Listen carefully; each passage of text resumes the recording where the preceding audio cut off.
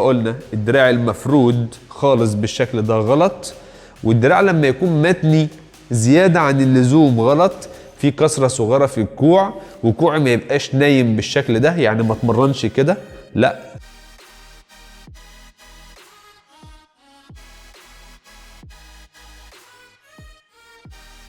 كوعي بالشكل ده.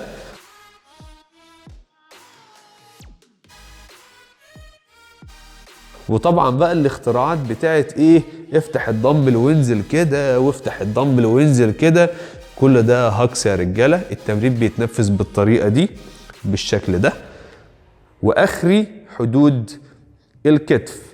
يعني شغل بقى تجيب لي الدنابل فوق تعديها، وشغل تجيب لي الدنابل من هنا وتخلي الدنابل تخدم في بعضها، الكلام ده كله ملوش لازم. اهم حاجة انك تحس عضلات الصدر اللي انت بتتمرنها وتشد عضلات الصدر اللي احنا شغالين عليها. النقطة اللي بعد كده هي المدى الحركي. انزل بالدمبل لحد فين؟ طيب انا ماسك الدمبل، بفتح الدمبل عشان اعمل استرتش كويس لعضلات الصدر، اخري مستوى جسمي، الدمبل ما ينزلش تحت جسمي، لان تحت مستوى جسمي هنا كتفي هو اللي دخل في التمرين، او كتفي اشترك معاه في التمرين بشكل كبير، ومعرض للاصابه بسهوله في النقطه دي من المدى الحركي ده.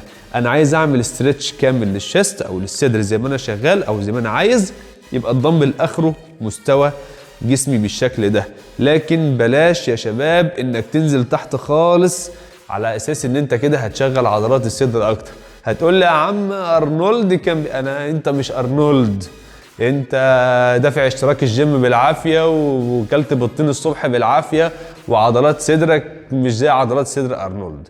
فخليك في حالك وتمرن بشكل صحيح عشان تستفاد بالتمرين.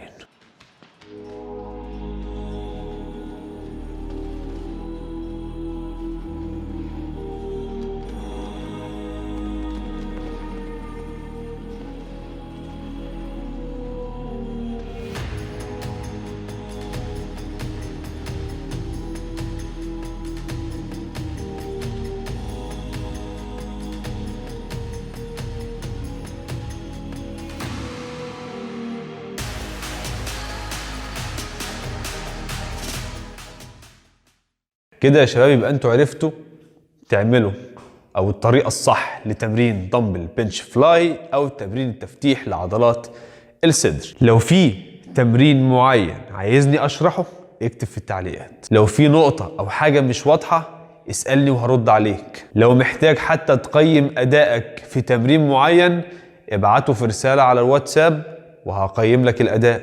لو عجبك الفيديو لايك شير سبسكرايب، اي اوبشن يا معلم.